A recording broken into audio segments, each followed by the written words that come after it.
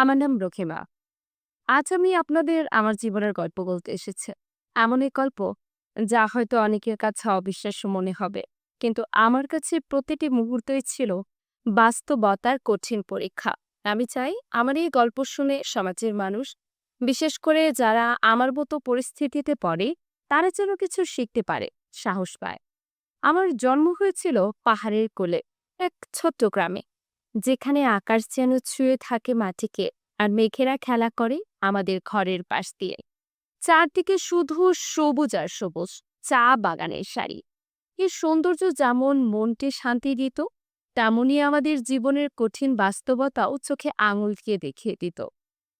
পাহাড়ের মানুষ আমরা, সুযোগ সুবিধা আমাদের কাছে ছিল এক বিলাসিতা। বিদ্যুৎ, ভালো রাস্তা, হাসপাতাল, স্কুল, এসবের অভাব ছিল নিত্যদিনের সঙ্গী।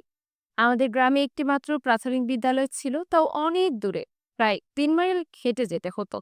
সে বিদ্যালয়ে যেতে আমাদের প্রতিদিন সকাল সন্ধ্যা ৬ মাইল পথ পাড়ি দিতে হতো। বর্ষার দিনে পথ পিচ্ছিল হয়ে যেত, কাদা আর জলের ছেটায় জামা কাপড় নোংরা হয়ে যেত। শীতে কুয়াশায় ঢাকা থাকতো চারপাশ, হাত পা জমে যেত ঠান্ডায়। কিন্তু বইয়ের প্রতি আমার টান ছিল অনেক। আমার বাবা মা দুজনেই চা বাগানের শ্রমিক ছিলেন। ভোরবেলা সূর্য ওঠার আগেই তাদের ঘুম ভাঙত। কুয়াশা ঢাকা সকালে তারা দুজনে বেরিয়ে পড়তেন বাগানের দিকে। তাদের হাতে থাকতো চা পাতা তোলার ছুরি, আর কোমরে বাঁধা থাকতো ধারালো কাঁচি। ফিরতেন সন্ধ্যায়, যখন সূর্য পাহাড়ের আড়ালে ডুব দিত। তখন তাদের শরীর থাকতো ক্লান্তিতে ভেঙে পড়া, আর হাতে থাকতো সামান্য কিছু মজুরি। সেই মজুরি দিয়ে আমাদের ৩ বেলার খাবার জোগাড় করাই ছিল কঠিন। প্রায় আমাদের দুবেলা খেয়ে থাকতে হতো, আর রাতের বেলা শুধু চাল আর লবণ দিয়ে ভাত খেয়ে ঘুমিয়ে পড়তাম। তবু আমার চোখে ছিল এক স্বপ্ন, পড়াশোনা করার স্বপ্ন। আমি জানতাম পড়াশোনা ছাড়াই দারিদ্র্যের চক্র থেকে বের হওয়া সম্ভব নয়। আমি স্বপ্ন দেখতাম একদিন আমি ভালো কিছু করব, আমার বাবা মায়ের মুখে হাসি ফোটাবো, তাদের সব কষ্ট দূর করব। তাদের জন্য একটা পাকা বাড়ি বানাবো, যেখানে বর্ষায় ছাদ চুঁয়ে জল পড়বে না, আর শীতে ঠান্ডা হাওয়া ঢুকবে না।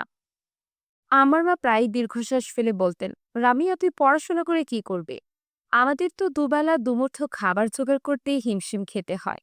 হ্যাঁ, তার উপর তোর পড়াশোনার খরচ, বই খাতা পেন্সিল, এসবের দাম কি কম? তার চেয়ে বরং আমাদের সাথে বাগানে কাজ কর, ২ পয়সা আসবে। তার কথায় কষ্ট পেতাম, কিন্তু দমে যেতাম না। আমার বাবার চোখে আমি দেখতাম সমর্থন। তিনি হয়তো মুখে কিছু বলতেন না, কিন্তু তার নীরব চাহনি, আমার দিকে তাকিয়ে থাকা স্নেহপূর্ণ দৃষ্টি আমাকে সাহস দিত। তিনি মাঝে মাঝে তার সামান্য মজুরি থেকে লুকিয়ে কিছু টাকা আমাকে দিতেন বই কেনার জন্য। সে টাকাগুলো আমি পরম যত্নে রাখতাম। আর যখন যথেষ্ট টাকা জমা হতো, তখন পাশের গ্রামের দোকানে গিয়ে বই কিনতাম, পুরনো বই, ছেঁড়া মলট। তবুও সেগুলো আমার কাছে ছিল অমূল্য রত্ন। স্কুলে যাওয়া আমার জন্য ছিল এক যুদ্ধ। খাড়া পাহাড় বেয়ে হেঁটে যেতে হতো কয়েক মাইল, কিন্তু বইয়ের প্রতি আমার টান ছিল অদম্য। আমি যখন স্কুলে যেতাম, তখন আমার সহপাঠীরা অনেকেই চা বাগানে কাজ করত। তাদের ছোট ছোট হাতগুলো চা পাতা তুলতে তুলতে রুক্ষ হয়ে যেত, নখগুলো কালো হয়ে যেত মাটির দাগে। তাদের দেখে আমার কষ্ট হতো, কিন্তু আমি জানতাম আমার পথ আলাদা। আমি তাদের মতো জীবন চাইনি। আমি চেয়েছিলাম মুক্তি, শিক্ষার মাধ্যমে এক নতুন জীবনের সন্ধান। মাঝে মাঝে আমিও বাবা মার সাথে চা বাগানে কাজ করতাম। ছোট ছোট হাত দিয়ে চা পাতা তুলতাম। রোদে পুড়ে বৃষ্টিতে ভিজে কাজ করতে করতে আমার শরীর ক্লান্ত হয়ে যেত। পিঠে ব্যথা করতো, হাতে ফোস্কা পড়তো, কিন্তু মন বলতো, রামিয়া, এটাই তোর অনুপ্রেরণা। এই কষ্টগুলোই তোকে ভালো কিছু করার জেদ দেবে। চা পাতা তোলার সময় আমি মনে মনে অঙ্ক করতাম, বাংলা পড়তাম। আমার স্বপ্নগুলো যেন চা পাতার সবুজ রঙের সাথে মিশে যেত, আর প্রতিটি নতুন চা পাতা তোলার সাথে সাথে আমার স্বপ্নগুলো যেন আরো জীবন্ত হয়ে উঠত। আমি মনে মনে প্রতিজ্ঞা করতাম, এই চা বাগানের জীবন থেকে আমি মুক্তি পাবই। আমি দেখতাম বাগানের মালিকরা কেমন সুখে থাকে, তাদের ছেলেমেয়েরা শহরে পড়াশোনা করে। আমারও ইচ্ছে হতো তাদের মতো হতে। আমার বাবা মা চাইতেন না আমি পড়াশোনা করি। তাদের যুক্তি ছিল সরল, পেটে ভাত নেই, আবার পড়াশোনা, এটা আমাদের মতো গরিবের জন্য নয়। তাদের কথা শুনে আমার মন খারাপ হতো, চোখের কোণে জল জমে যেত। কিন্তু আমি হার মানিনি। রাতের বেলা যখন সবাই ঘুমিয়ে পড়তো, চারদিকে যখন নীরবতা, শুধু ঝিঝি পোকার ডাক শোনা যেত, তখন আমি হারিকেনের নিভু নিভু আলোয় বই নিয়ে বসতাম। হারিকেনের তেল ফুরিয়ে গেলে চাঁদের আলোয় পড়তাম। বইয়ের পাতাগুলো যেন আমাকে এক নতুন পৃথিবীর সন্ধান দিত। সেই পৃথিবীতে দারিদ্র্য ছিল না, ছিল শুধু জ্ঞান আর আলোর ঝলকানি। আমি বইয়ের পাতায় হারিয়ে যেতাম, ভুলে যেতাম আমার চারপাশের কঠিন বাস্তবতা। আমার শিক্ষকরা আমাকে খুব ভালোবাসতেন। তারা জানতেন আমি কত কষ্ট করে পড়াশোনা করি। তারা আমাকে পুরনো বই দিতেন, কখনো কখনো আমার জন্য দুপুরের খাবারও নিয়ে আসতেন। আমার জীবনে নানা ধরনের ঘটনা ঘটতো, ভালো মন্দ মিশিয়ে চলছিল আমার দিনগুলো। গ্রামের মেলা, ফসল তোলার উৎসব, বন্ধুদের সাথে খেলাধুলা, এসবই ছিল আমার জীবনের আনন্দের উৎস। বিশেষ করে বৈশাখী মেলা আমার খুব প্রিয় ছিল। মেলায় গিয়ে মাটির পুতুল কিনতাম, আর বাবা কিনে দিতেন বাঁশের বাঁশি। সেই বাঁশির সুর শুনেই আমার মন ভরে যেত। একবার গ্রামে এক ভয়াবহ বন্যা হয়েছিল, আমাদের ঘরবাড়ি সব ডুবে গিয়েছিল। আমরা কয়েকদিন ধরে গাছের ডালে আশ্রয় নিয়েছিলাম। গ্রামের সবাই মিলেমিশে একে অপরকে সাহায্য করছিল। এই ঘটনা আমাকে শিখিয়েছিল বিপদেই মানুষ মানুষের একমাত্র ভরসা। আবার কখনো কখনো গ্রামের কোনো বাড়িতে আগুন লাগলে বা কেউ অসুস্থ হলে সবাই মিলেমিশে সাহায্য করতাম। এই পাহাড়ের মানুষগুলো সরল ছিল, তাদের মনে কোনো জটিলতা ছিল না।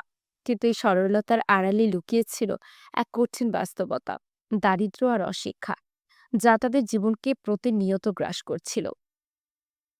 আমার বয়স বাড়ছিল, সময়ের সাথে সাথে আমিও যুবতী হয়ে উঠলাম। আমার স্বপ্নগুলো আরো বড় হতে শুরু করলো। আমি চেয়েছিলাম পড়াশোনা শেষ করে একটা ভালো চাকরি করব, বাবা মায়ের মুখে হাসি ফোটাবো, তাদের কষ্ট দূর করব। আমি স্বপ্ন দেখতাম একদিন আমি শহরে যাব, বড় কলেজে পড়ব, আর তারপর একজন শিক্ষক হব। আমি চেয়েছিলাম আমার মতো আর কোনো মেয়েকে যেন শিক্ষার অভাবে কষ্ট পেতে না হয়।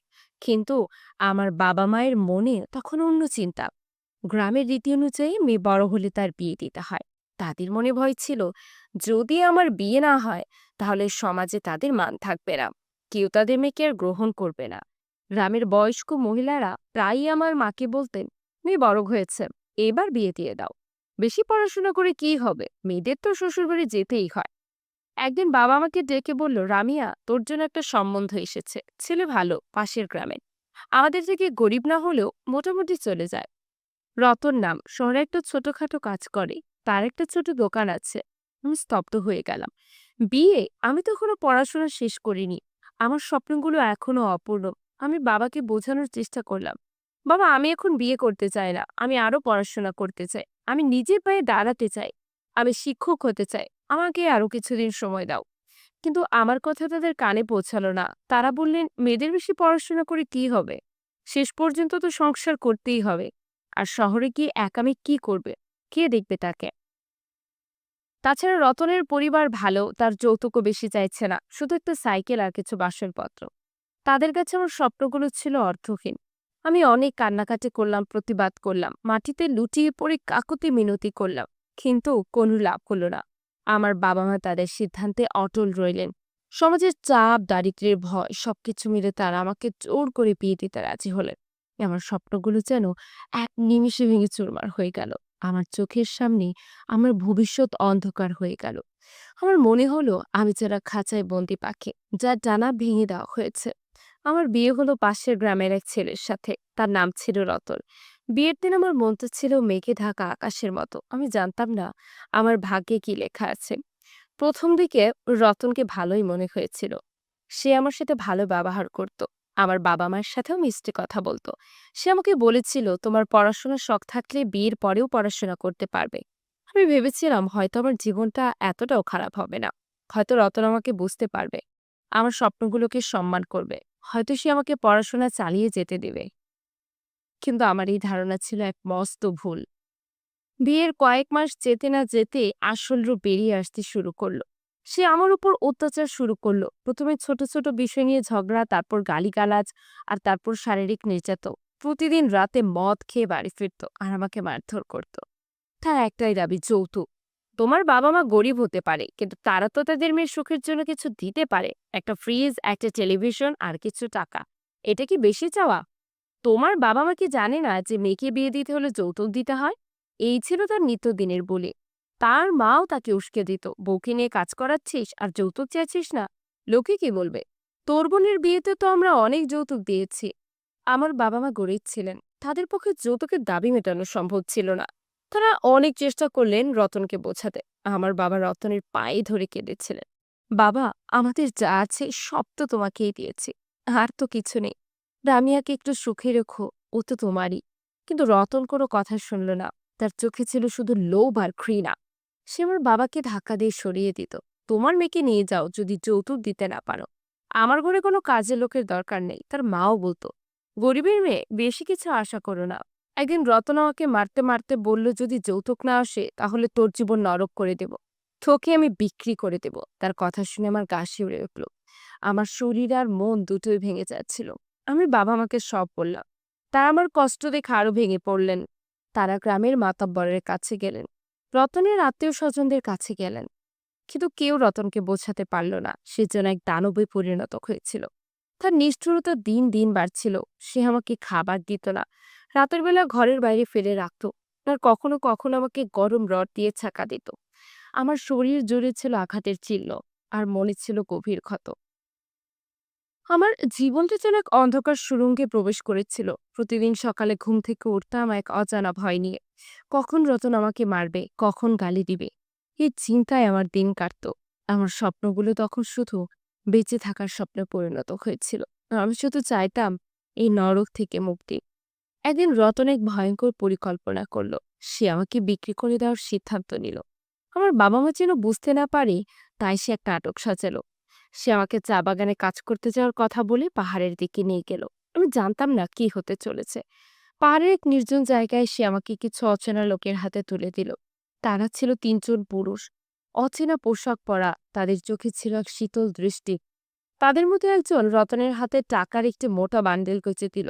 রতন আমার দিকে একবারও তাকালো না, শুধু টাকাটা নিয়ে দ্রুত চলে গেল। আমার মনে হলো আমি যেন কোনো পণ্য, যার কোনো মূল্য নেই, শুধু টাকার বিনিময়ে হাত বদল হয়ে গেলাম।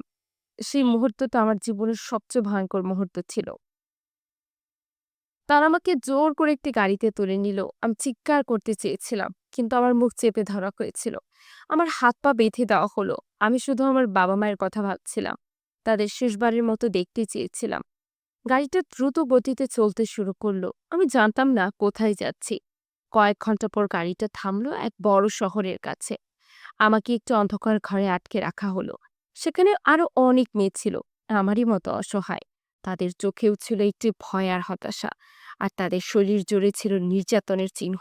আমরা একে অপরের দিকে তাকিয়ে শুধু দীর্ঘশ্বাস ফেলতাম, কোনো কথা বলার সাহস পেতাম না। কয়েকদিন পর আমাকে বিদেশের উদ্দেশ্যে পাচার করা হলো। আমাকে একটা বিমানে তোলা হলো, যেখানে আমার মতো আরো অনেক মেয়ে ছিল। আমরা জানতাম না কোথায় যাচ্ছি, কি হতে চলেছে। দীর্ঘ এক ফ্লাইটের পর আমরা একটি মরুভূমির দেশে পৌঁছালাম। চারদিকে শুধু বালি আর বালি আর অচেনা ভাষা। মধ্যপ্রাচ্যের একটি দেশ। সেখানকার গরম বাতাস আমার শরীরকে ঝলসে দিচ্ছিল, আর মনের ভিতর ভয় আরো বাড়িয়ে দিচ্ছিল। আমি জানতাম না এই দেশের নাম, শুধু দেখতাম চারদিকে সুউচ্চ দালান আর বিলাসবহুল বাড়ি। আমাকে এক মালিকের কাছে কাজের জন্য কিনে নেওয়া হলো। আমি জানতাম না কোন দেশে আছি, কোন শহরে আছি। শুধু বুঝতাম আমি এক অচেনা পরিবেশে, যেখানে আমার ভাষা কেউ বোঝে না। সেখানে আমাকে বাড়ির সব কাজ করতে হতো। ভোর থেকে রাত পর্যন্ত কাজ, কোনো বিশ্রাম নেই। রান্নাবান্না, ঘর মোছা, কাপড় ধোয়া, বাসন মাজা, বাগান পরিচর্যা, সব কাজ আমাকে একা করতে হতো। আমাকে প্রতিদিন সকাল ৫টায় ঘুম থেকে উঠতে হতো, আর রাত ১২টা পর্যন্ত কাজ করতে হতো। আমার মালিক ছিল এক স্থূলকাময় মহিলা, তার নাম ছিল ফাতেমা। তার স্বামী ছিল একজন ব্যবসায়ী, প্রায়শই বাইরে থাকতো। ফাতেমা ছিল অত্যন্ত নিষ্ঠুর। কথায় কথায় মারত, খেতে দিত না, ঘুমাতে দিত না। এসব ছিল তার নিত্যদিনের ঘটনা। সামান্য ভুল হলে সে আমাকে চাবুক দিয়ে মারত, গরম পানি ছুঁড়ে মারত, আমাকে ঘন্টার পর ঘন্টা রোদে দাঁড় করিয়ে রাখত। একবার আমি ভুল করে তার প্রিয় ফুলদানিতে জল ফেলে দিয়েছিলাম। সে আমাকে এতটাই মেরেছিল যে আমি অজ্ঞান হয়ে গিয়েছিলাম। আমার শরীর আর মন দুটোই ভেঙে গিয়েছিল। আমার হাতে, পায়ে, পিঠে চাপকের দাগ ছিল। আমি যেন এক জীবন্ত লাশ হয়ে গিয়েছিলাম। আমার চোখের জল শুকিয়ে গিয়েছিল। শুধু বেঁচে থাকার জন্য লড়াই করছিলাম। আমার মনে হতো আমার জীবনটা কি শেষ হয়ে গেছে। আমি কি আর কখনো আমার বাবা মায়ের মুখ দেখতে পাবো না। আমি রাতে ঘুমাতে পারতাম না, দুঃস্বপ্ন দেখতাম। আমার মনে হতো আমি যেন এক অন্ধকার গর্তে পড়ে গেছি, যেখান থেকে কোনোদিন বের হতে পারবো না। একদিন আমি আর সহ্য করতে পারলাম না। আমার মনে হলো হয় বাঁচবো নয় মরবো। আমি পালিয়ে যাওয়ার সিদ্ধান্ত নিলাম। আমি জানতাম ধরা পড়লে আমার পরিণতি আরো ভয়ঙ্কর হবে। হয়তো আমাকে মেরে ফেলা হবে। কিন্তু এই নরক থেকে মুক্তি পাওয়ার জন্য আমি যেকোনো ঝুঁকি নিতে প্রস্তুত ছিলাম। গভীর রাতে যখন সবাই ঘুমিয়েছিল, চারদিকে নিস্তব্ধতা, আমি চুপি চুপি বাড়ি থেকে বেরিয়ে পড়লাম। আমি জানালার গ্রিল ভেঙে বাইরে বের করলাম। আমার হাতে ছিল একটা ছোট্ট ছুরি, যা আমি রান্নাঘর থেকে নিয়েছিলাম নিজেকে রক্ষার জন্য। অন্ধকার পথ, অচেনা জায়গা, আমি শুধু দৌড়াচ্ছিলাম। আমার পরনে ছিল ছেঁড়া ময়লা কাপড়, খালি পা। আমার মনে ছিল শুধু একটাই চিন্তা, মুক্তি। কোথায় যাব, কি করব, কিছুই জানতাম না, শুধু দৌড়াচ্ছিলাম। যতক্ষণ আমার পা আর চলছিল না। শহরের রাস্তাগুলো ছিল অচেনা, চারদিকে উঁচু উঁচু দালান আর তীব্র গতিতে ছুটে চলা গাড়ি। আমি শুধু সামনের দিকে দৌড়াচ্ছিলাম, কোনো নির্দিষ্ট গন্তব্য ছাড়াই। আমার পেছনে যেন ফাতেমার ছায়া তাড়া করছিল। দৌড়াতে দৌড়াতে আমি এক ব্যস্ত সড়কে এসে পড়লাম। চারদিকে গাড়ির হর্ন, মানুষের কোলাহল। আমি জ্ঞানশূন্য হয়ে দৌড়াচ্ছিলাম। হঠাৎ একটি দ্রুতগামী গাড়ির হেডলাইট আমার চোখে পড়ল। আমি কিছু বুঝে ওঠার আগেই প্রচন্ড শব্দে গাড়ির সাথে ধাক্কা খেলাম। আমার শরীরে যেন শূন্যে ভেসে উঠল। তারপর প্রচন্ড ব্যথায় আমি জ্ঞান হারালাম।